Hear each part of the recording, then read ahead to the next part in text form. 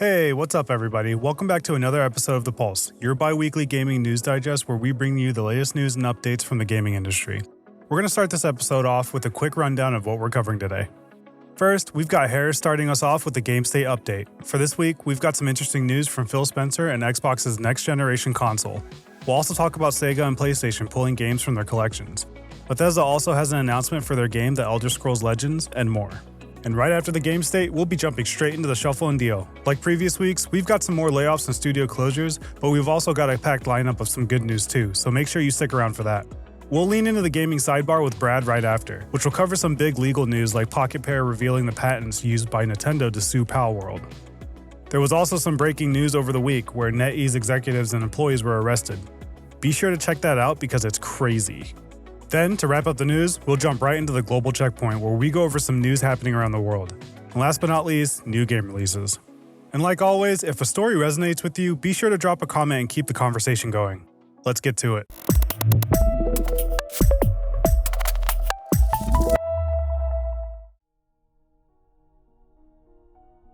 Alright everybody, we will be starting out the Game State update with some unfortunate news.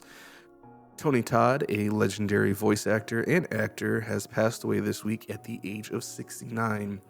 He was most notably known for his iconic roles in games such as Marvel's vs. Spiderman 2 as Venom or the Vortigaunts in the Half-Life 2 series. He has also played in other games, such as Admiral Tommy Briggs in Call of Duty Black Ops 2, the voice narrator for Layers of Fear 2, and multiple characters throughout the Dota 2 franchise. Tony Todd's final role will be in the Indiana Jones and the Great Circle, coming out this December. So the passing of Tony Todd comes at great expense for multiple studios, as he was such an iconic voice actor. Insomniac Games expressing their deep sadness, calling him a friend who has brought joy throughout the entire studio. The Bloober team praised his connection to the darkness that he lent to their game Layers of Fear 2, and Machine Games reflected on Todd's passing with professionalism and warmth, with the creative director Axel describing him as an old friend. Tony Todd's legacy has left a lasting impression on the industry, both in films and gaming. His contributions to video game storytelling and character portrayal will widely be remembered and cherished. And we at the RNG Project would like to express our condolences to Tony Todd's family and friends. The passing of such a great voice actor will surely be missed. All right, and up next we have Bethesda unfortunately shutting down The Elder Scrolls Legends. The servers will be permanently shut down on January 30th, 2025. Bethesda has delisted the game on Steam, making it no longer available for purchase. Players can still access in-game store items and event entries for only 1 gold until shutdown. An in-game message appeared earlier this week letting players know from now until the shutdown on January 30th, all items in store and entry items will be reduced and available for 1 gold each, so you can enjoy the rest of the content Legends has to offer until shutdown. For some news coming out of Valve, Steam will be launching a game recorder. The native recording feature will be fully integrated into Steam, eliminating the need for external recording tools. This development streamlines the recording process, making it more accessible to users, with the feature being optimized for the Steam Deck as well. Handheld users will be able to enjoy a smooth recording experience.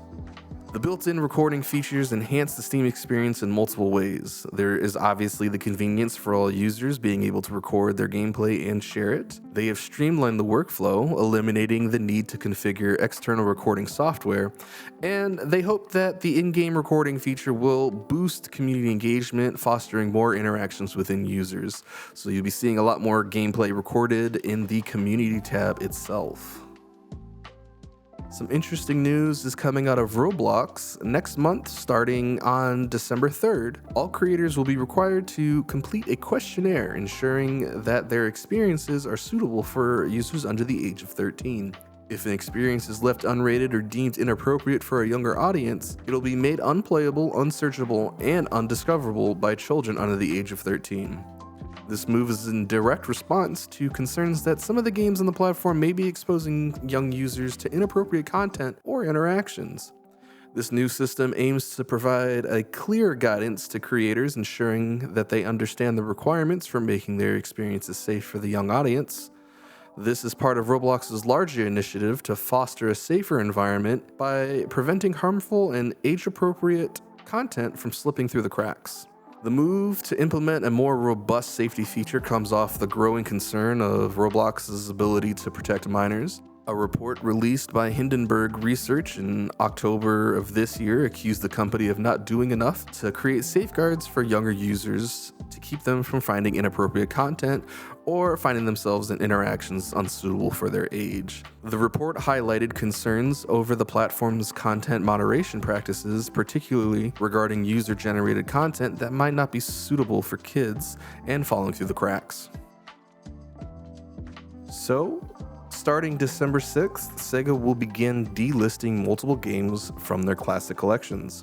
The Sega Genesis Classic Bundle will be delisted from Nintendo Switch, PlayStation, and Xbox, while the Mega Drive Bundle will be removed from Steam. Individual titles such as Crazy Taxi, Golden Axe, Streets of Rage, Virtua Fighter 2, and Altered Beast will be delisted from Steam and Xbox as well. Although these titles will be made unavailable for new purchase, players who already own them will still be able to access them from their libraries. This is made on Sega's decision to align with efforts to optimize classic game offerings and enhance the player experience. Here's just a quick reminder to all PlayStation Plus Extra and Premium subscribers. 18 games are about to be rotated out of this month's lineup. This isn't the usual lineup change. This month, PlayStation Plus users will be seeing its largest ever rotation of outgoing titles, which could leave the service feeling a little more leaner. Here's a full list of games leaving on Monday, November 18th.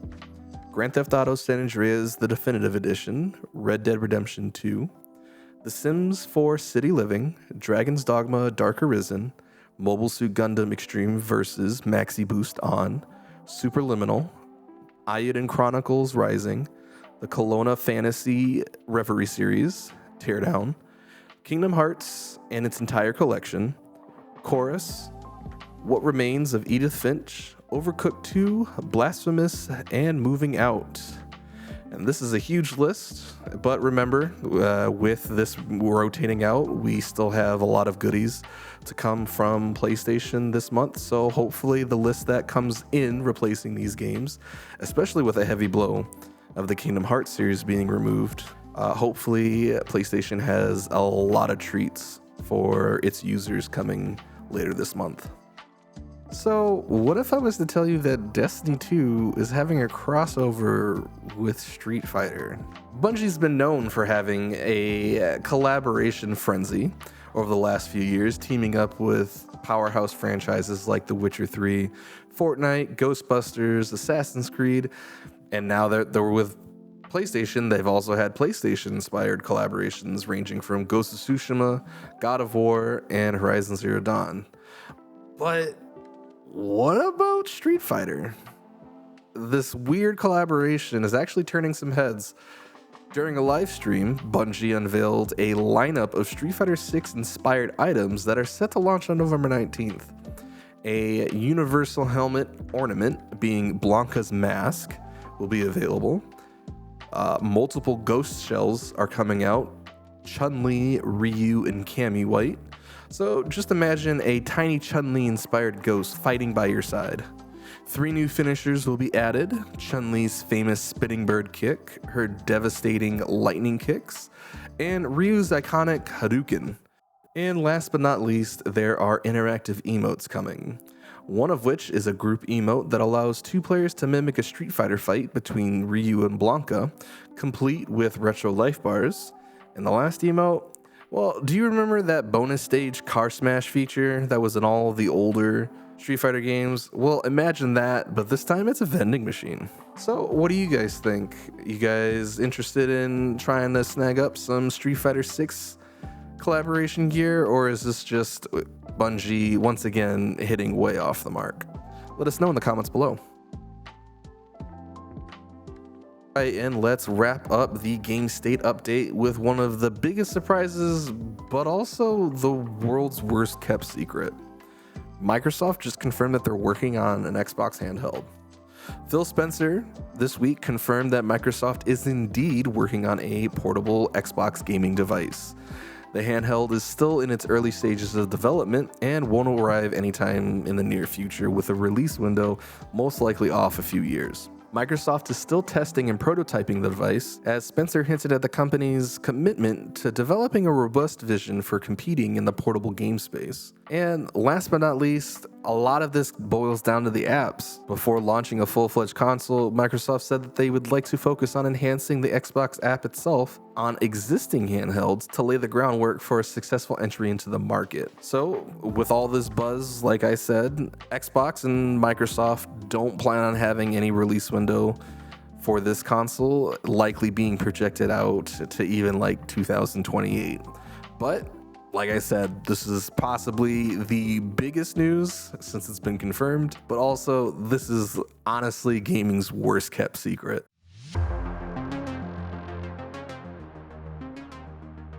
Atari's been on a good run with growing their portfolio of retro brand titles. Chris Sawyer, the original creator of Transport Tycoon, has entered an agreement with Atari to acquire the Transport Tycoon IP. This is huge news for retro gamers out there, since Atari is further cementing their position in the retro games market. Over the course of the years, Atari has bought over 200 retro game IPs, so it's safe to say Atari is no stranger to this market. There's some plans for Atari to expand Transport Tycoon with digital and physical releases, and also the possibility of new content, some standalone titles, and merch. Again, there aren't any solid dates yet, but momentum is in Transport Tycoon's favor, so we'll see how that goes.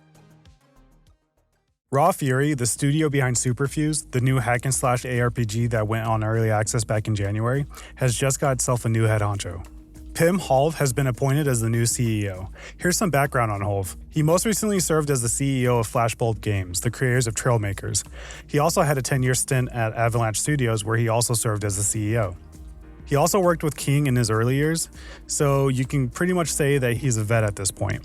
Now, as for his predecessor, Jonas Antonsen, he'll be the new CEO for Combined Effect, the parent company of Raw Fury. Now, if you've taken a peek at what kind of games Raw Fury makes, you'll notice that their focus is indie games through and through. None of that will change. Holv's focus will actually be to hone in on Raw Fury's formula for supporting unique indie games. Another bit of acquisition news, Plarium, the developer behind the very popular Raid Shadow Legends, will be acquired by Modern Times Group, or MTG. In this acquisition, MTG will fork up $620 million.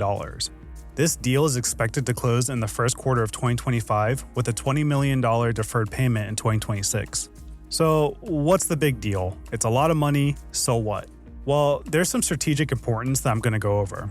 With this acquisition, MTG has picked up not only the IP, but also Plarium's monetization and user acquisition tools. This is huge, especially since Raid has been the poster child of mobile games and they've been killing it in the industry. If you didn't know, in the gaming industry, mobile gaming holds the largest share with 49% in the global games market. For comparison, consoles, that includes Nintendo, Xbox, PlayStation, handhelds, etc., sits at 30% market share, and PC gaming at 21%. Raid Shadow Legends is one of those huge games out there that benefits from that large market share. So, what's that mean if you play Raid? Absolutely nothing. For the players out there, this will mean you'll continue to enjoy the game. You may also benefit from new content and possibly some changes. I can't tell you if the changes are going to be good or bad, but there may be some change. If you'd like us to keep you updated on Raid, let us know in the comments below. Moving on, a new studio created by Lightspeed Studios will be led by Capcom's very own Hideaki Itsuno. Lightspeed Studios is the team behind PUBG Mobile and survival RPG Undawn. And on their website, they mentioned that the new studio will mainly focus on AAA game development. This is perfect for Itsuno since he spent 30 years at Capcom working on huge titles like DMC and Dragon's Dogma. Now, there isn't too much information on what kind of AAA games they'll be working on, but I'm sure we'll hear something in the near future. As the first act, Itsuno is actively looking for passionate and talented game creators from around the world. So if you're a game dev, check out job listings over at Lightspeed, link below. Alright, next up we have Square Enix, and they've been taking a beating lately. New reports from Square shows that there's been a 10% or more drop in stock price for the third quarter. That's a loss of about $350 million US. This is one of the troubling signs that Square is missing key points in their financial performance. It's also been reported that year over year their operating profit for Q3 is down 27%. So let's dig into this a little. Square stated that premium game sales like the studio's flagship Final Fantasy XVI has been underwhelming. Some speculate that Square's platform exclusivity might be another key point to the reduction in profitability. So looking at this in the perspective of investors, they see that Final Fantasy is struggling, and then you top that off with the current landscape in favor of multi-platform cross-play and save. Exclusivity is more of a negative than it is a positive. Which leads me to the second part of this news. Yoshi P has come out in an interview with 4Gamer, translated by Eurogamer, that Square will be ditching exclusivity in a somewhat phased approach. In the interview, he mentions Fantasian Neo Dimension will be releasing simultaneously on Xbox and PlayStation on day one. He was quoted saying, "In the future, Square Enix titles will be released simultaneously on each platform more and more. But since this is close to the first release, we would like Xbox users to play it as well." Now that Square is in a tight spot, there needs to be some radical changes. Shedding off longtime partner PlayStation as the central source of income is pretty much radical. So a quick update on SEGA. SEGA has parted ways with Amplitude Studios. GamesIndustry.biz broke the news that SEGA Europe was going through a consultation phase between both parties, and ultimately it came down to Amplitude becoming an independent studio.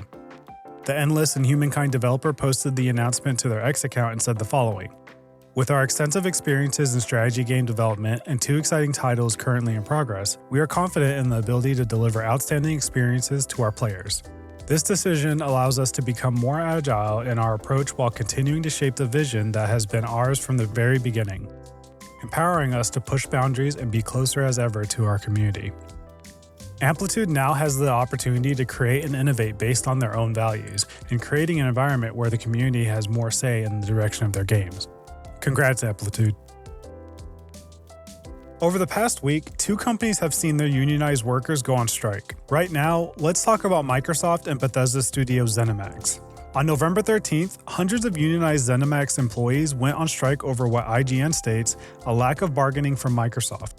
The ZeniMAX United Union represents roughly around 300 employees scattered between 4 locations in the state of Maryland and Texas. A Microsoft spokesperson has made a statement to IGN saying, "We respect our employees' rights to express their point of view as they have done today. We will continue to listen and address their concerns at the bargaining table." And now the second company is the New York Times.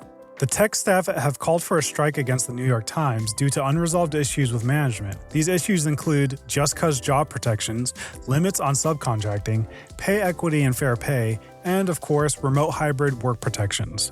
The New York Times Tech Guild states that their members know their worth and are committed to proving it through a strike. The union is also asking all of you that play their games like Wordle and Connections to put it down for a bit in solidarity. Now, there was a response from the New York Times. I read it. It was kind of knuckleheaded in my opinion. But anyways, they expressed disappointment over the timing of the strike, but will commit to negotiating a fair contract. Their disappointment stems from timing, which was due to the impact of its operations since the strike coincided with the election. I immediately read this and said, well, duh. What did you expect? I mean, isn't that the best time to get executive attention? The New York Times isn't a slouch of a publication, and their games like Wordle and Connections are popular around the world, so I'm pretty sure they'll find medium ground somewhere. Now, we've got some rebranding news in the air. Digital Bros has rebranded their Hook indie publishing label as 505 Pulse. The rebranding reinforces the Indies division synergy with its larger publishing arm, which enables closer collaboration while it still maintains its core mission. What's the core mission? The core mission is to discover and support indie creators with strong innovative visions and helping them bring their project to a global audience. They'll also be in charge of the full range of resources for indie games from the early stages of development to global distribution. And on top of that, they as a publisher will be responsible for their success. This year has seen a rise in indie games, and we're excited for what's to come. Alright, we have another acquisition. This time, Clash of Clans creator Supercell will be acquiring Space Ape Games, the studio behind mobile games like Chrome Valley Customs, Samurai Siege, and Transformers Earth Wars. Supercell initially held a 62% majority stake in Space Ape Games, so a full buy on the company isn't really too surprising.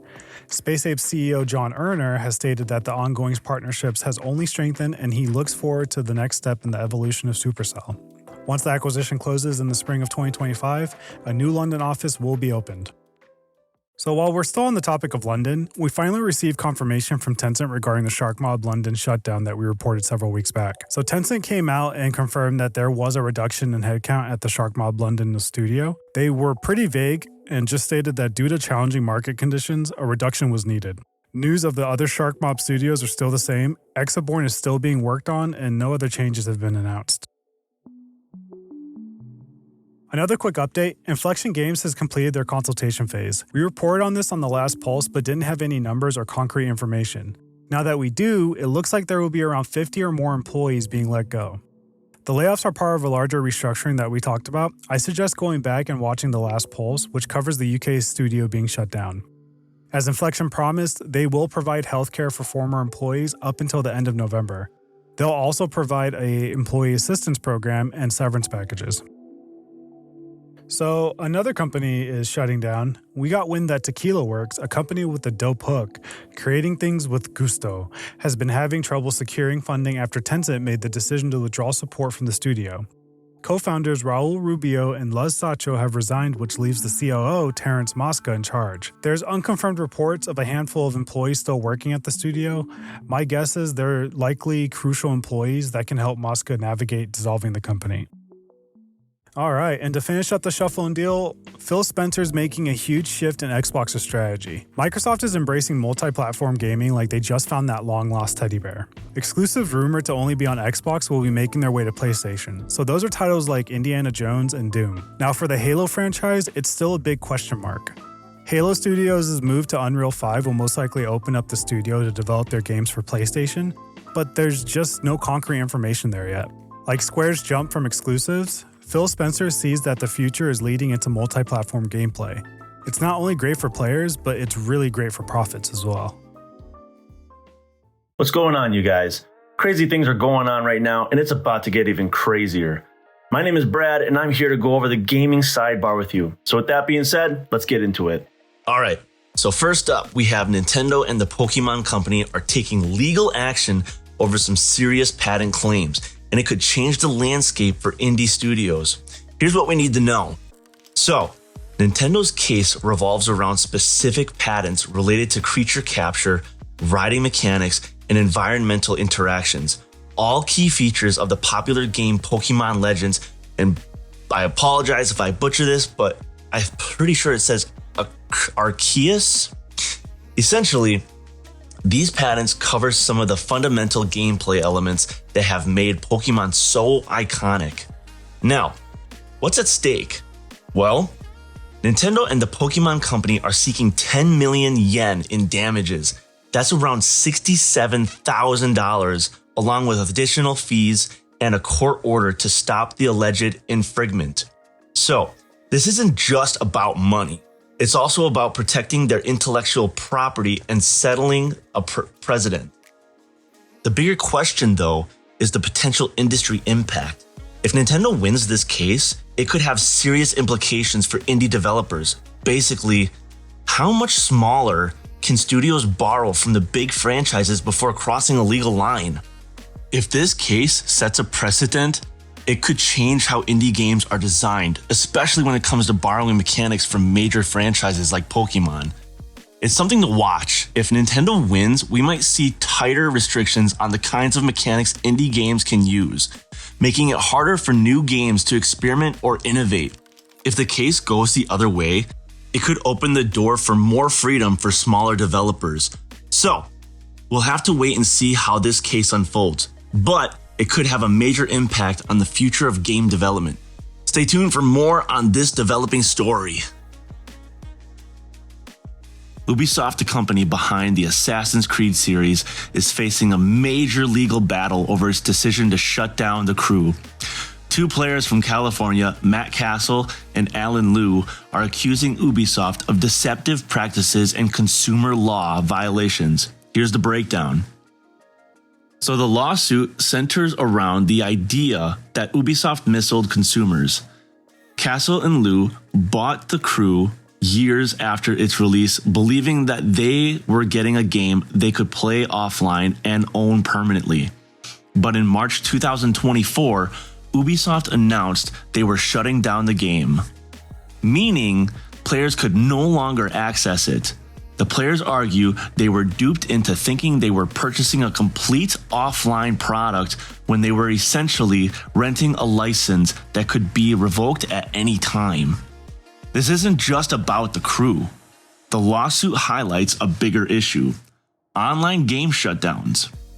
More and more, developers are pulling the plug on online games, sometimes even within months or weeks of release, leaving players with no access to the content they paid for. Castle and Lou are claiming Ubisoft violated California's consumer protection laws, which now require companies to disclose when online games may shut down and that players are renting access, not actually owning the game. The plaintiffs are asking for monetary damages and relief, not just for themselves, but also for all players affected by Ubisoft's decision. They argue that if they had known about the risks of purchasing a game that could be taken offline, they wouldn't have bought it, or would have just paid a lot less. This case could set a precedent for future lawsuits over game shutdowns as more players demand transparency and accountability from developers. As for Ubisoft's response, they've promised an offline mode for the Crew 2 and the Crew Motorsport, likely an attempt to shift their approach to long-term game accessibility. But with more players pushing back, this case could be just the beginning of a larger conversation about a gaming company's handle digital ownership and online services. So this is definitely something to keep an eye on, because this lawsuit could definitely have big implications for the way developers handle online games and make promises to the players. It's definitely a big issue in the gaming community, and the outcome could influence how games are sold and maintained moving forward. Last on the list for the sidebar: NetEase executives and employees arrested. Yeah, you heard that right. NetEase, and one of China's largest gaming companies, is in the middle of a huge scandal. Several top figures at the company have been arrested over the involvement in a massive money laundering operation. So here's what's going on. Two senior executives from NetEase, Zhang Liang, head of the sports division, and Jin Yuchen, head of publishing, are at the center of this case. They've been arrested for allegedly laundering between 800 million to 1 billion won, which is around 111 million to 139 million dollars. That's an insane amount, and it involved 27 other companies as part of the scheme. The scale of this is crazy, not just because of the money involved, but because of how it raises questions about financial oversight and corporate governance in China's gaming industry. According to reports, some of the laundering activities even included manipulating and purchasing traffic of high-profile NetEase titles. This is serious stuff, and it has a lot of people questioning the company's internal operations and financial transparency. This comes at a horrible time, too. The company is working on two highly anticipated titles, Marvel Rivals and Destiny Rising, both big free-to-play shooters, expected to make waves when they launch. But with executives arrested and the company under investigation, delays and disruptions in development are now very possible. This isn't just an isolated incident in the gaming world either. We've seen a growing trend of white-collar crime in the industry. You might remember Yuji Naka, the creator of Sonic. He was arrested for insider trading in 2022. There have been other cases too, like former Square Enix developers involved in insider trading related to big projects. It's becoming clear that financial misconduct in gaming is something the industry is going to have to deal with more and more. As for NetEase, the fallout from this scandal could be huge. Aside from the legal consequences for the executives involved, the company forces reputational damage that could hurt investor confidence and disrupt partnerships. If they're not careful, this could impact their financial stability and their ability to attract new talent. So what's next? Well, all eyes are on NetEase as the investigation uploads, but they'll have a tough road ahead as they try to clean up their reputation and restore their financial health. Whether it's a rare misstep or a part of a bigger issue within the company, we're going to have to wait and see. But one thing is for sure clear. This case serves as major reminder about the importance of transparency and ethical conduct in the gaming industry, especially as it continues to grow. The NetEase scandal is the latest chapter in a long-running saga of financial misconduct in gaming, and it shows that the industry has a long way to go in terms of accountability.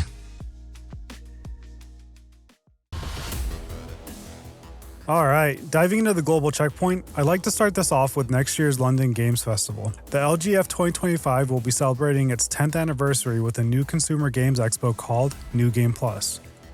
This will be the headline for the 12-day event and will feature more than 30 titles from the festival's official selections. The new expo will take place on April 3rd and 4th at the London Museum's exhibition spaces, and it will be open to the public. Check out the link below for more information. Here's a quick lineup of what's happening during the festival next year. On April 8th, we've got the BAFTA Game Awards, one of the biggest gaming awards around the world. The games finance market will also take place on April 8th and run through the 9th. If you're an investor, developer, or just curious about the future of game funding, this will probably be the best place to be. Now, Play This will go from April 10th through the 13th. This is where the best experimental and indie games get to shine. It's a celebration of creativity and innovation in gaming.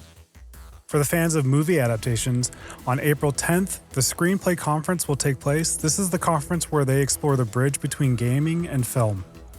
The festival will wrap up with a closing ceremony that'll host live game demos, performances, and a huge celebration in one of London's most iconic spots. So be sure to mark your calendars, get your tickets when they come out in December, and get ready for 12 days of gaming awesomeness at the London Games Festival 2025. Hey guys, I'm back. I'm here to touch base with you on something that's going on right now.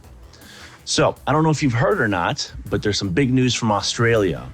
So, kids under 16 will be banned from using social media. It's basically a move aimed at protecting their mental health and safety. But the question is, how is this going to affect the gaming industry? Well, let's break it down. So, social media is crucial for gaming. Platforms like YouTube, Twitch, and Discord help developers promote games, build communities, and connect influencers with young audiences. But with this ban, developers may struggle to reach kids, reducing marketing and effectiveness and engagement. Games with active social communities could suffer. Without social media, kids will miss out on discussing strategies, sharing gameplay, and connecting with friends. Influencers will also lose some of their reach, as platforms like Twitch and YouTube will be off limits for younger viewers. But on the flip side, without social media, kids might spend more time in games, which could lead to more in-game purchases, a potential boost for developers. So what can the developers exactly do? They'll need to find alternative ways to engage, like building in-game social features or partnering with other platforms. But there's a downside. Some critics argue the ban could limit creative freedom and push kids toward unregulated platforms. This move is part of a global shift towards stronger digital safety for minors, but the gaming industry will have to adapt. Developers need to balance safety with keeping young players engaged. This could reshape how we interact with games in the future. If you want to read more on this, we'll leave the link in the description. Thanks, guys. All right, and before we round off the news, we want to know more about the types of games and industry news that you guys want to know more about. Is there a game on your radar that you'd like to hear coverage on? Let us know in the comments and we'll add it to our game state so you can stay up to date. Next up, new game releases.